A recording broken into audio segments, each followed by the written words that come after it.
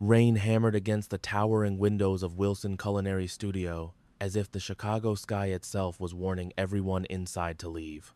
Nobody did. Inside, butter sizzled against hot steel. Garlic filled the air. Grace Wilson smiled as she adjusted the sleeves of her white chef's jacket. Tonight, she announced, "We're making homemade, braised short ribs." 12 students looked excited. One looked dangerous. He sat perfectly still in the back corner. Black shirt, black jeans, black apron. Not a wrinkle. Not a single unnecessary movement. He hadn't spoken more than 20 words since enrolling 6 weeks ago. Yet somehow, he never missed class. Not once. Grace walked between the stations, correcting knife grips and seasoning.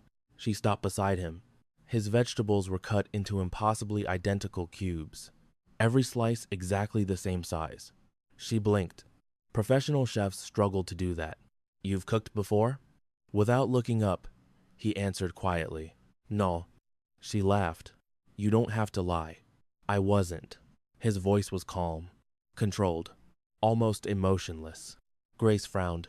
"You dice onions better than most restaurant chefs." "I practiced." "How much?" His knife never slowed. "For 6 nights." Grace raised an eyebrow. 6 nights? "I threw them away." "Why?" "They weren't perfect." She stared. Who practices cutting onions for 6 nights? Who threw them away because they weren't perfect? She smiled awkwardly. "Well, you're officially making everyone else look bad." Several students laughed. He didn't. Instead, he finally looked at her. Dark eyes, cold, sharp, but underneath, something exhausted, something lonely. For a heartbeat, Grace forgot where she was. Then another student called her name. She turned away.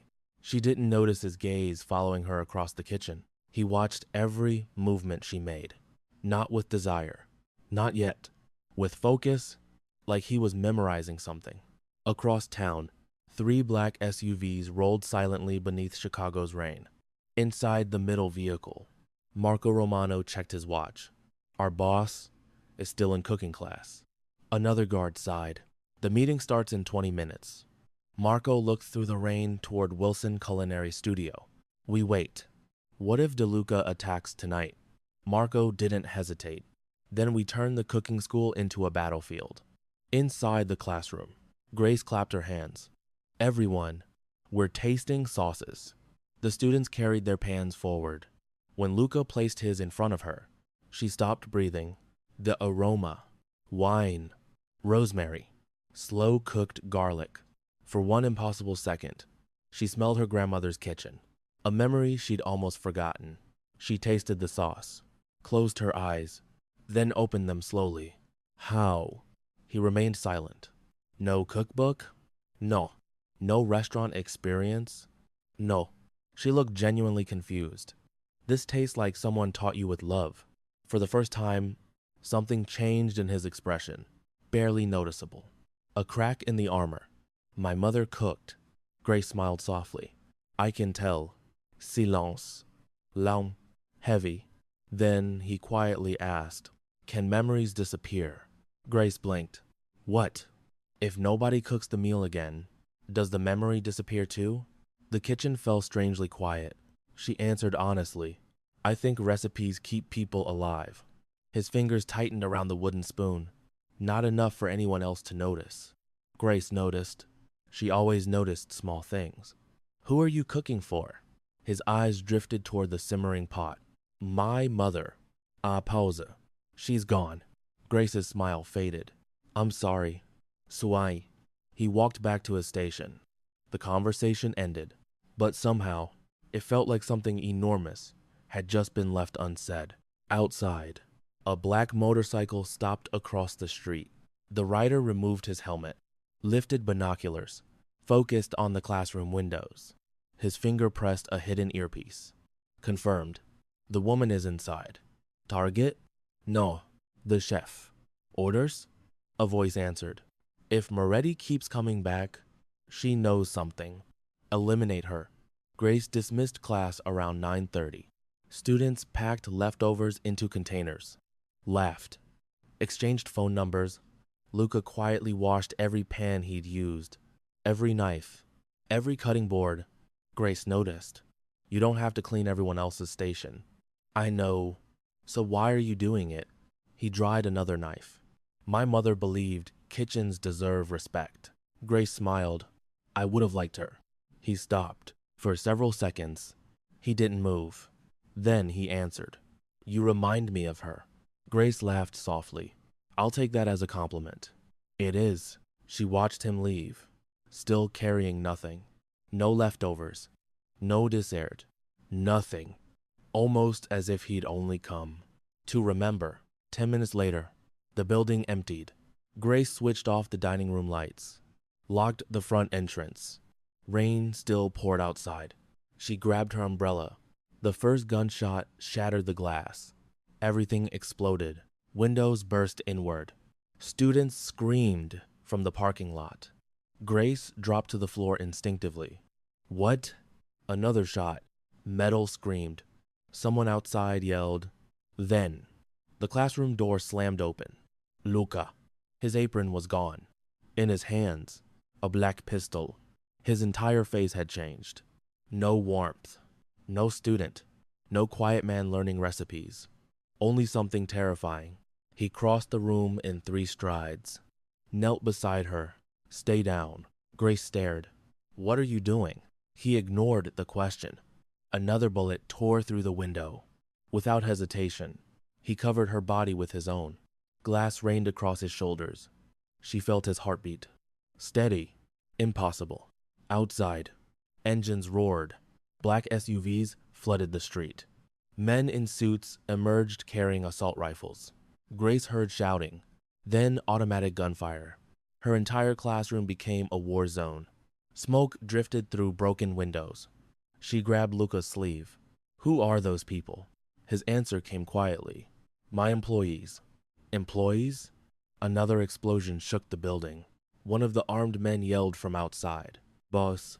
3 more vehicles incoming. Grace looked at Luca. Boss? He finally met her terrified eyes. My name, a long silence, is Luca Moretti. She frowned. The name sounded familiar. Then her face drained of color. Chicago newspapers, television, FBI investigations. The billionaire no one ever photographed. The man whispered about in every organized crime case. The ghost who supposedly ruled half the city. The mafia boss. She looked down, at the wedding band he always wore. At the calm expression on his face while bullets shattered her classroom. At the way dozens of armed men waited outside for his orders. Her voice barely existed. He nodded once. Yes. Another sniper round punched through the wall. Luca wrapped one arm around her waist and pulled her tightly against him. For the first time in years, Grace Wilson found herself in the arms of the most feared man in Chicago. And somehow, despite the bullets, despite the blood, despite the terror surrounding them, she felt safer there than anywhere else in the world. Outside, hidden behind a sniper scope, a cold voice whispered into a radio. Target survived. A pause. Kill the chef. The gunfire stopped almost as suddenly as it had begun. Only the sound of rain remained. Water streamed through the shattered windows of Wilson Culinary Studio, dripping onto broken glass, overturned cutting boards, and the half-finished meal that had brought 12 strangers together only minutes earlier. Grace Wilson struggled to catch her breath. The man shielding her slowly lifted his head. His dark eyes swept across the room with practiced precision, checking every corner before moving. Not a single motion was wasted. Can you stand? He asked. Grace swallowed. I think so. He offered his hand. She hesitated. 5 minutes ago, he had been the quiet student who insisted on washing every knife before leaving class. Now, he moved like someone who had survived wars. She accepted his hand anyway. The moment she stood, another crash echoed outside. Every muscle in his body tightened. He instinctively stepped between Grace and the broken windows. Not touching her, just blocking the line of fire. Grace noticed. He hadn't even realized he was doing it. Outside, flashing police lights painted the rain-soaked street in red and blue.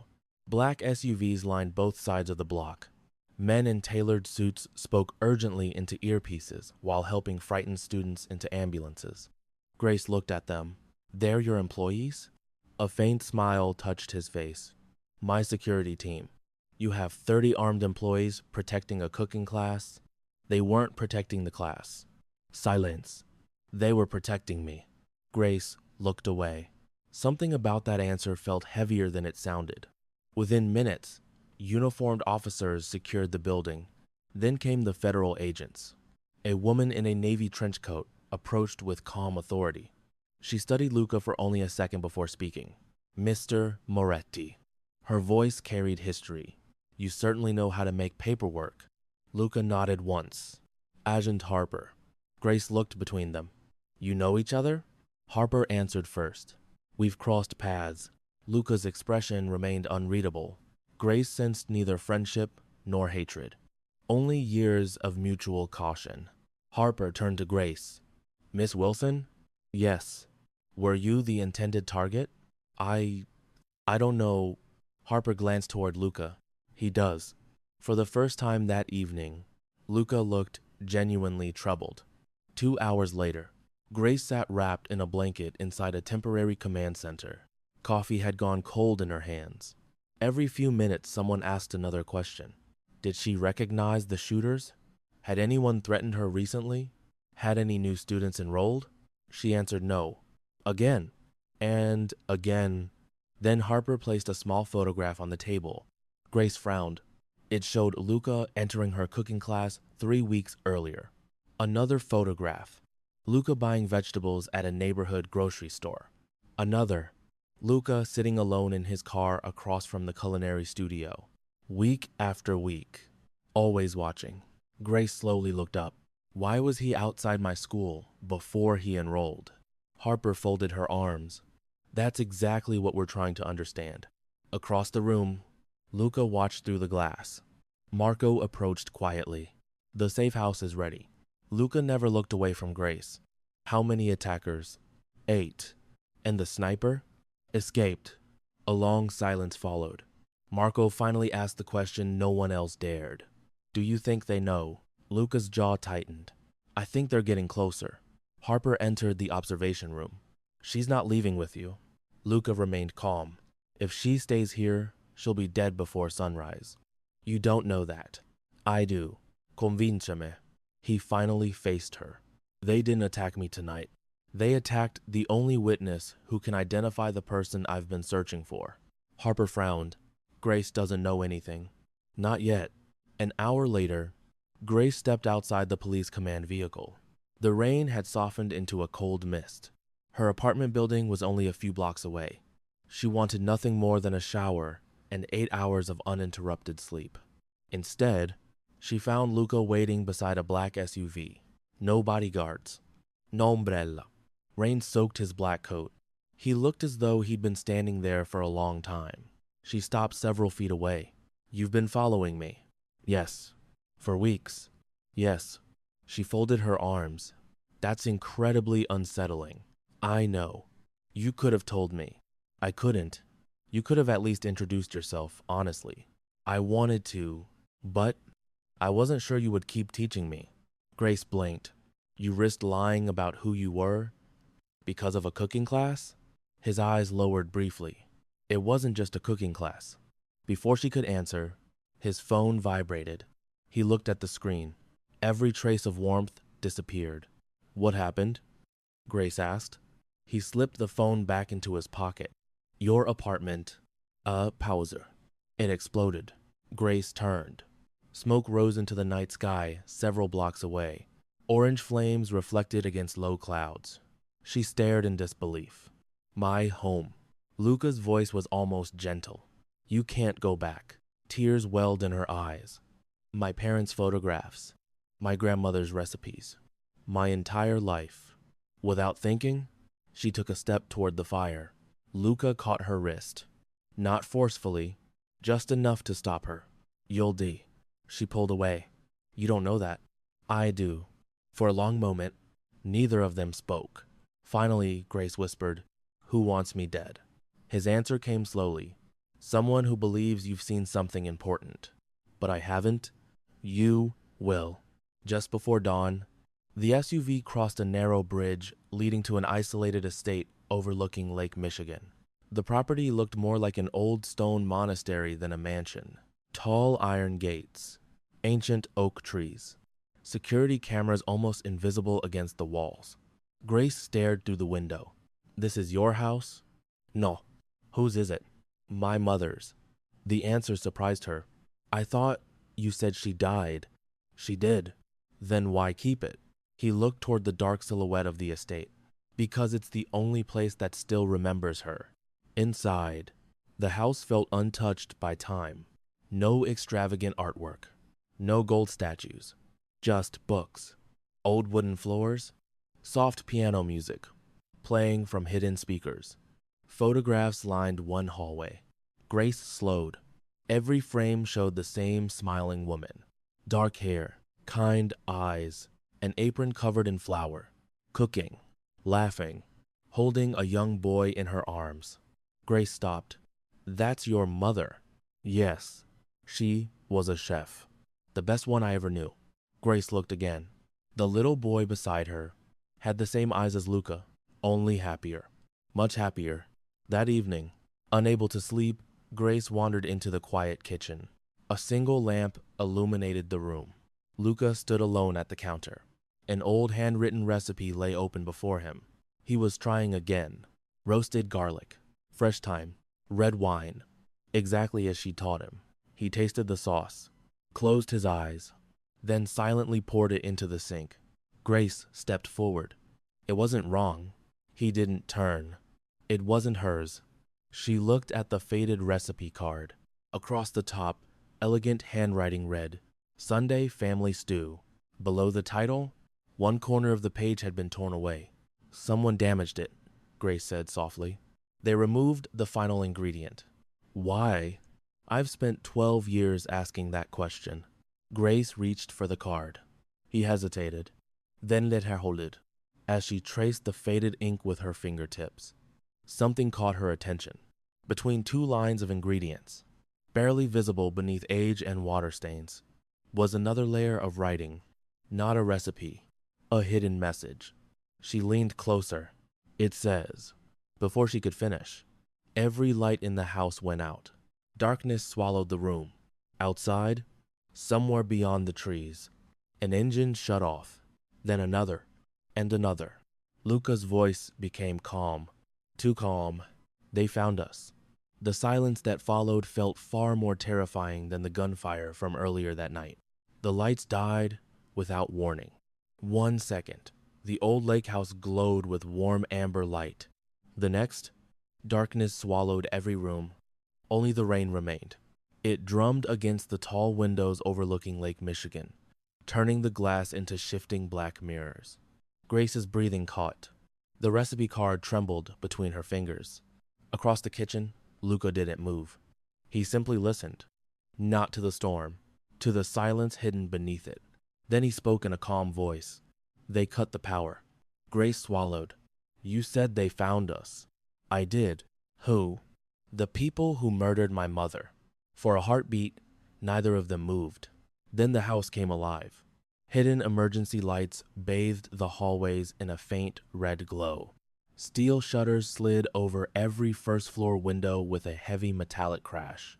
Somewhere upstairs, a quiet alarm chimed exactly 3 times. Luca pressed a button on the kitchen counter. A concealed panel opened. Inside rested a compact radio. Marco. Static.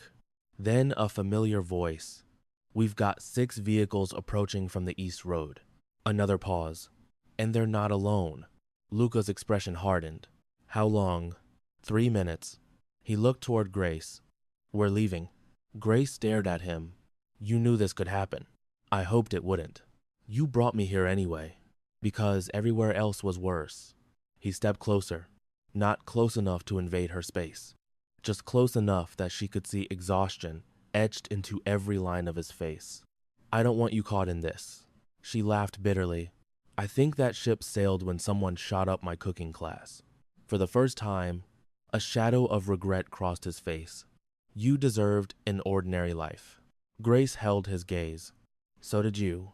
His eyes flickered away. No one had ever answered him like that. Outside, headlights emerged through the rain. One pair, then another, then 6. Black SUVs rolled silently toward the estate gates. Inside the lead vehicle, Vincent DeLuca watched the old house through rain-speckled glass. He wasn't the legendary crime boss the newspapers imagined. He was something colder. A businessman whose fortune had been built by laundering violence behind polished boardrooms and charitable foundations. He smiled faintly. They're still inside. A man beside him nodded. And the recipe? Vincent's smile disappeared. Bring me the card. If they resist, they always do. Back inside, Luca guided Grace through a narrow hallway lined with old family photographs. She slowed beside one she hadn't noticed before. A woman in a flower-covered apron. A young Luca. And another man. His face had been carefully cut out of the picture. Grace stopped. Who was standing there? Luca's jaw tightened. My father. You removed him. No, I didn't. He looked at the empty space where the man's face should have been. My mother did. The house shook. Not from an explosion. From the iron gates slamming open. Marco's voice crackled through the radio. They breached the entrance. Luca turned toward the back corridor. This way. Grace followed him down a narrow staircase beneath the kitchen. Stone walls surrounded them. The air smelled faintly of cedar and old paper. At the end of the passage stood a heavy oak door. Inside, an enormous underground pantry. Shelves filled with jars of preserves. Handwritten cookbooks. Boxes carefully labeled by year. Grace blinked. This isn't a bunker. No, it was my mother's kitchen. Luca ran his hand across a worn wooden table. When she thought the world was becoming too dangerous, she cooked down here. Grace placed the damaged recipe card beside an old cookbook. Her eyes drifted across the faded handwriting. Something still bothered her. Not the missing ingredient. The hidden words she'd almost read before the lights failed. She angled the card beneath a small emergency lantern. The faded ink slowly emerged. Not from the front. From the back. A sentence appeared. Trust the flower, not the fire. Grace frowned. That's strange. Luca looked over her shoulder. My mother never wrote riddles. Grace picked up a glass jar of flour sitting nearby. The label read, Sunday Blend. She froze. This flour. Luca looked at her. What? The recipe isn't hiding an ingredient. It's hiding something else. She carefully untied the old cloth covering the jar. Inside the flour rested a tiny brass key. Footsteps echoed above them. Marco's voice burst through the radio. They're inside the house. Grace instinctively stepped back. Luca gently closed her fingers around the key. Keep it. She stared. What is it for? I don't know. You just told me to keep it. Because if they came all this way, they're afraid of what's behind that key. The radio crackled again. They're heading downstairs. Marco sounded closer now. We've slowed them, but we can't hold them forever. Grace looked around. There has to be another exit. There is. Luca pulled an old cookbook from the shelf. The entire cabinet shifted silently. A hidden passage opened behind it. Grace couldn't help smiling. Your mother hid a secret tunnel behind cookbooks? A faint warmth touched his face. She always said no one ever looks behind recipes. They emerged into the rain behind the estate. Dense woods stretched toward the shoreline. Lightning illuminated the lake in flashes of silver. Grace followed Luca through the trees until they reached an old boathouse. She stopped suddenly. Luca. He turned. She held up the brass key. I think I've seen this shape before. Where? My classroom. He frowned. She closed her eyes, replaying every detail. The old spice cabinet. The antique one my grandfather donated years ago. It has a lock exactly this size. Luca's expression changed. Not excitement. Fear. If you're right, this was never about my mother's recipe. It was about where she hid the truth. Far behind them, the lake house stood against the storm. Flashlights moved from window to window. Voices echoed through the halls. Someone shouted, They're gone. Vincent DeLuca stepped into the abandoned kitchen. His eyes fell on the open flour jar. Empty. He closed his eyes. For the first time that night, he looked genuinely worried. They found it. Miles away, Grace sat silently in the passenger seat as dawn began to break over the lake. Neither of them spoke for several minutes. Finally, she looked at Luca. I have one question. He nodded. Ask, if your mother hid all of this, who was she protecting? Luca looked out at the pale horizon. I used to think she was protecting me. A long silence followed. Now, I think she was protecting everyone. Grace lowered her eyes to the tiny brass key resting in her palm. She had started this week teaching strangers how to braise short ribs. Now she held the first clue in a decades-old conspiracy, buried beneath a simple family recipe. Somewhere in Chicago, an antique spice cabinet waited to be unlocked, and someone powerful was willing to destroy lives to reach it first. Morning arrived without sunlight. A blanket of gray clouds hung over Chicago, swallowing the skyline in mist. Grace sat in silence as the SUV merged into the waking city. Her fingers remained wrapped around the small brass key, as though letting go of it would somehow erase everything that had happened during the past 12 hours. Her classroom was gone. Her apartment had burned. Her ordinary life no longer existed. She looked toward Luca. He hadn't slept. His eyes remained fixed on the traffic ahead, scanning mirrors, intersections, rooftops, always watching. Finally, Grace broke the silence. Tell me the truth. He didn't answer immediately. You've earned that. She drew a slow breath. Was your mother hiding evidence? His jaw tightened. I believe she was. Evidence against who? My father. Grace stared. And the people who followed him? The SUV pulled into an underground parking garage beneath a quiet office building. No company logo. No reception desk. No luxury decor. Just reinforced doors and discreet security. Grace frowned. This doesn't look like one of your properties. It isn't. The elevator opened onto a modest floor, lined with workstations and evidence boards. Maps. Financial records. Boxes of archived documents. A woman in her late 40s looked up from a table covered in photographs. You're late, she said. Luca gave a tired nod. Grace. He turned toward her. This is Eleanor Harper. Grace blinked. The federal agent? Harper smiled faintly. Today, I'm simply Eleanor. Grace looked between them. I thought you two hated each other. We disagree often, Harper replied. But we want the same people behind bars. The realization hit Grace all at once. Luca hadn't been protecting a criminal empire. For years, he had been quietly helping dismantle the organization his own father had helped build. Harper spread several photographs across the table. They attacked your school. She pointed to another image. They burned your apartment. Another. They raided the lake house. Then she placed an old black and white photograph in front of Grace. A young woman stood inside a bakery, smiling as she dusted flour across a wooden counter. Grace immediately recognized her. Luca's mother. Harper nodded. Her name was Isabella Moretti. Grace smiled sadly. She looked kind. She was... Harper's expression darkened. She also kept records. What kind of records? The kind powerful men kill to erase. Luca placed the brass key on the table. Everyone stared at it. Harper leaned closer. So she finally found it. Grace frowned. You knew about this? We knew your mother hid something. Luca answered quietly. We never knew where. Grace looked down. So my classroom wasn't chosen by accident. No. Harper slid another photograph across the table. It showed Grace's cooking studio 20 years earlier. Back then, it had been an old neighborhood grocery store. Grace's eyes widened. My grandfather owned that. He did. Harper nodded. He was one of the few people Isabella trusted. Grace suddenly remembered something. My grandfather never let anyone replace that spice cabinet. Harper looked up. He always said it belonged exactly where it was. Luca slowly met Grace's eyes. He wasn't protecting furniture. He was protecting whatever the key unlocks. Several hours later, the city finally came alive outside.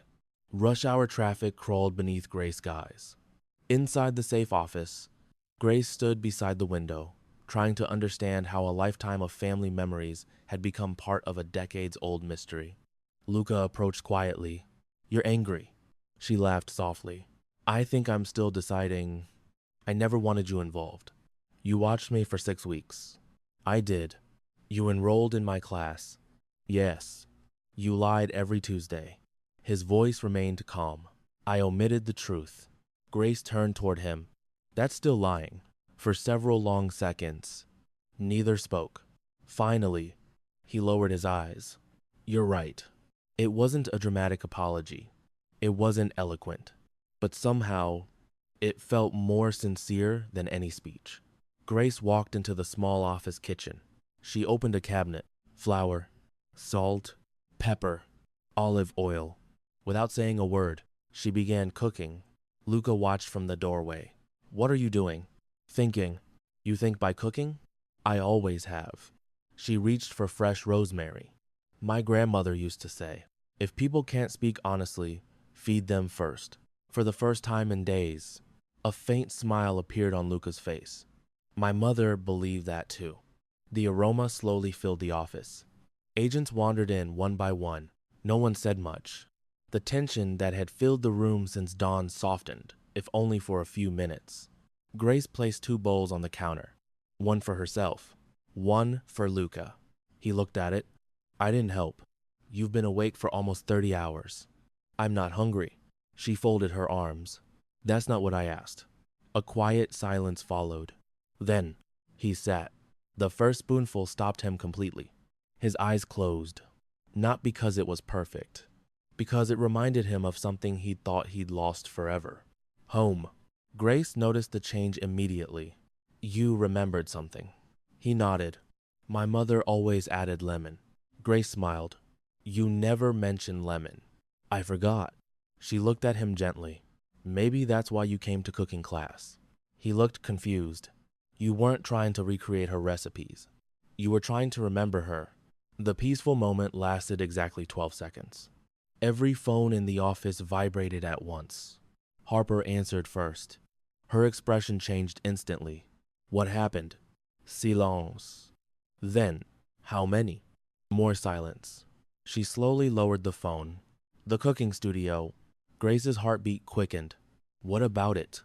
Harper looked directly at her. "Someone broke in this morning." Grace felt the room spin.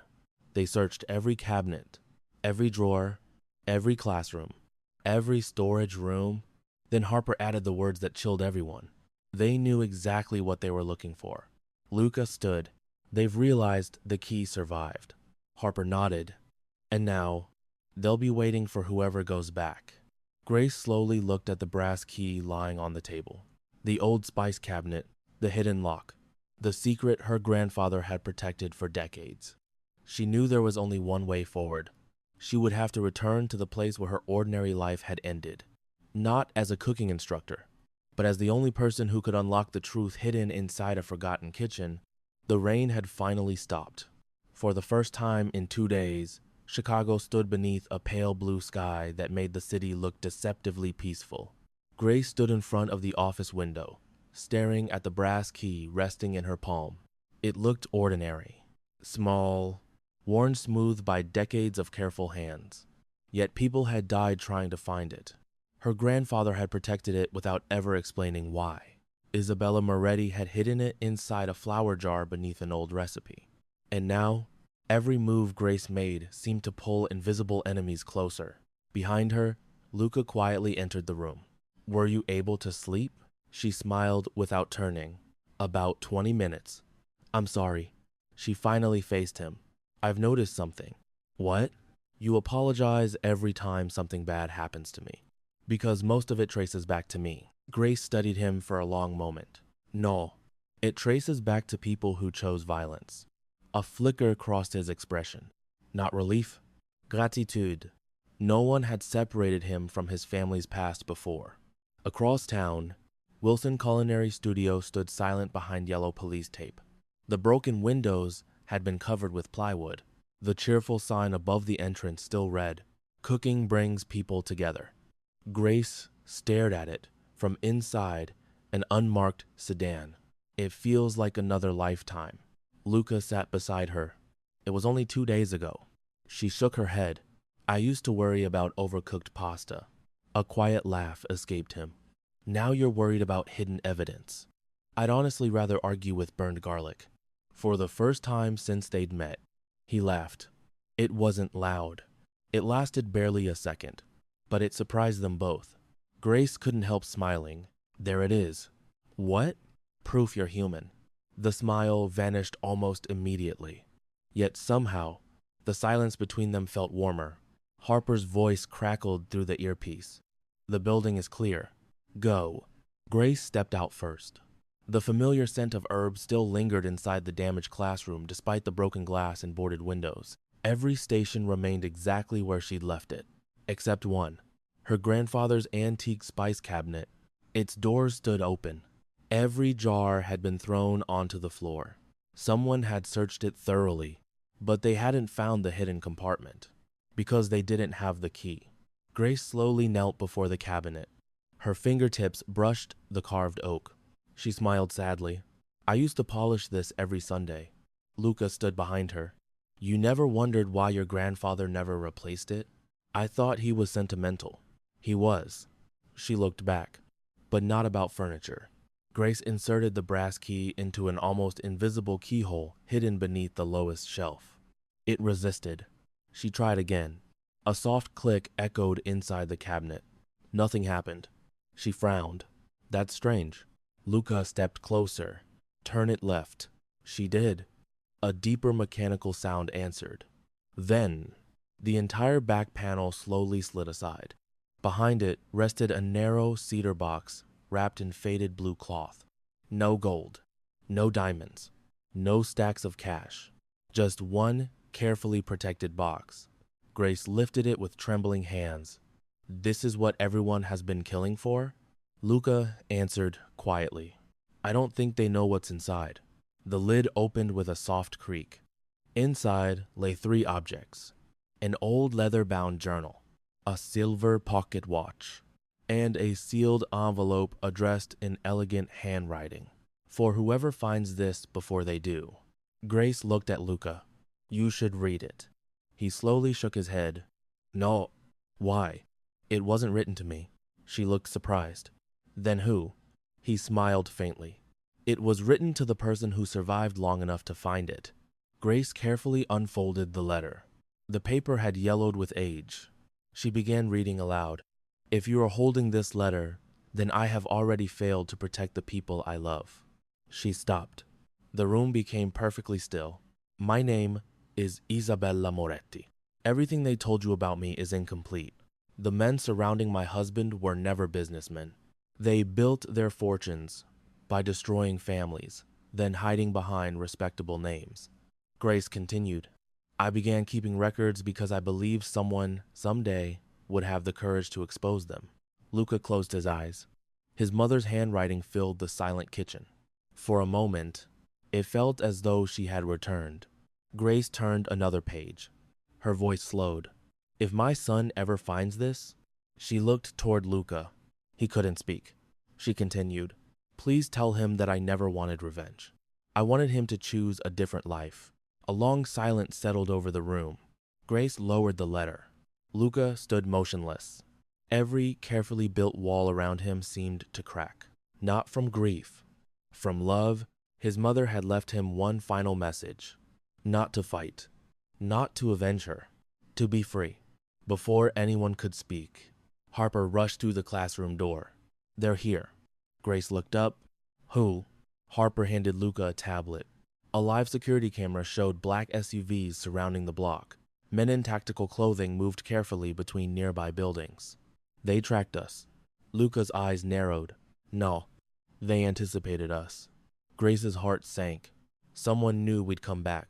Harper nodded grimly. We've got a leak. The realization struck everyone at once. Someone inside their own operation had been feeding information to Vincent's network. Every safe house, every route, every plan. Someone they trusted. Outside, a black sedan stopped across the street. A man stepped onto the sidewalk carrying nothing but a folded umbrella. No weapons. No bodyguards. He looked toward the broken cooking school, then directly at Grace through the shattered doorway. He smiled politely, almost kindly. Luca's expression changed instantly. Grace had never seen genuine fear in his eyes before. Now she did. "Who is he?" Luca answered without taking his eyes off the stranger. "Richard Hale." "Who's that?" "The accountant." Grace frowned. "That doesn't sound frightening." "It should." Richard Hale had never fired a gun, never shouted, never threatened anyone. He simply managed the money that had kept powerful criminals hidden for decades. And, according to Isabella's journal, he was the last living person who knew where every financial record had disappeared. Richard slowly raised one hand in greeting, then pointed toward the journal Grace was holding. Without saying a word, he turned around and calmly walked away. Grace stared after him. He could have attacked. Luca nodded. "Yes." "Then why didn't he?" Luca looked at the journal. "Because he knows something we don't." Grace hugged Isabella's journal tightly against her chest. The hidden box had answered one question, but it had opened a dozen more. Someone inside their own circle had betrayed them. A quiet accountant seemed more dangerous than armed assassins. And Isabella's journal was only the beginning. The truth she had hidden for 25 years was finally coming into the light. But the closer Grace and Luca came to it, the more dangerous every answer became.